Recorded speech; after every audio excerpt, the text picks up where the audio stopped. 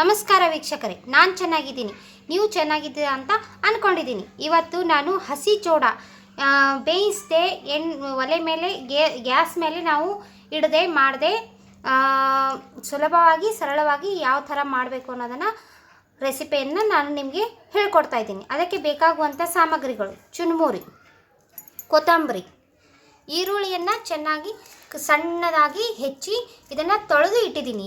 ಈರುಳ್ಳಿಯನ್ನು ತೊಳಿಬೇಕು. ಆಮೇಲೆ ಟೊಮೆಟೊ, ಸಕ್ಕರೆ, ಮಸಾಲೆ ಖಾರ, ಉಪ್ಪು, ಪುಡಿ ಉಪ್ಪನ್ನು ಯೂಸ್ ಮಾಡ್ತಾಯಿದ್ದೀನಿ ಈ ಥರ. ಆಮೇಲೆ ಎಣ್ಣೆ, ಇದು ಹುಂಚಿ ರಸ.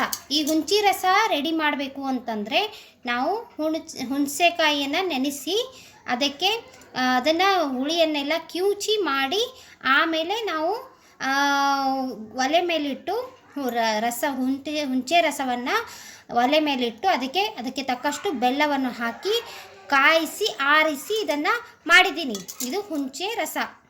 ಆಮೇಲೆ ನೆಕ್ಸ್ಟ್ ಇದನ್ನು ಯಾವ ಥರ ಮಾಡಬೇಕು ಅನ್ನೋದನ್ನು ನೋಡೋಣ ಬನ್ನಿ ವೀಕ್ಷಕರೇ. ಮೊದಲು ನಾವು ಈ ಉಳ್ಳಾಗಡ್ಡಿ ಕಟ್ ಮಾಡಿದ ಈರುಳ್ಳಿಯನ್ನು ಹಾಕ್ತಾಯಿದ್ದೀನಿ. ನಂತರ ಟೊಮೆಟೊನನ್ನು ಹಾಕ್ತಾಯಿದ್ದೀನಿ. ಆಮೇಲೆ ಕೊತ್ತಂಬರಿ ಬಂದ್ ಮಾಡಿ, ಶೇಂಗಾ ಹಾಕ್ತಾಯಿದ್ದೀನಿ. ನಂತರ ಸಕ್ಕರೆ, ಇದಕ್ಕೆ ರುಚಿಗೆ ತಕ್ಕಷ್ಟು ಸಕ್ಕರೆಯನ್ನು ಹಾಕ್ತಾಯಿದ್ದೀನಿ. ಆಮೇಲೆ ಉಪ್ಪು, ರುಚಿಗೆ ತಕ್ಕಷ್ಟು ಉಪ್ಪನ್ನು ಹಾಕ್ತಾಯಿದ್ದೀನಿ. ಆಮೇಲೆ ಮಸಾಲೆ ಖಾರ, ರುಚಿಗೆ ತಕ್ಕಷ್ಟು ಮಸಾಲೆ ಖಾರನ ನಾವು ಹಾಕೋಬೇಕು.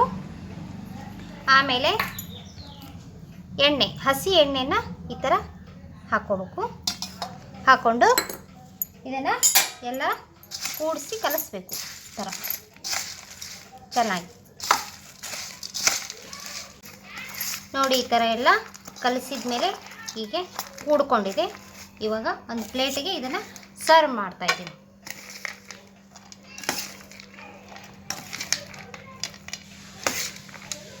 ನೋಡಿ, ಈ ಥರ ಮೇಲೆ ಒಂದು ಸ್ವಲ್ಪ ಕೊತ್ತಂಬರಿ ಹಾಕಿ ಇದಕ್ಕೆ ಹುಣಸೆಕಾಯಿ ರಾಡಿಯನ್ನು ಹಾಕಬೇಕು. ಈ ಥರ ಇದು ಯಾವ ಸಿಸ್ಟಮ್ ಅಂದರೆ, ಇದು ಈ ಥರ ನಾವು ಮನೆಯಲ್ಲಿ ಮಾಡ್ಕೊಂಡು ತಿಂದರೆ ಬೇಲ್ಪುರಿ ತಿಂತರ ಆಗತ್ತೆ. ಇದನ್ನು ಬೇಲ್ಪುರಿ ಥರ ಮನೆಯಲ್ಲೇ ಮಾಡ್ಬೋದು. ಇದು ಹಸಿ ಚೋಡ ರೆಸಿಪಿ ರೆಡಿ. ಬಂದ್ ಮಾಡಿ.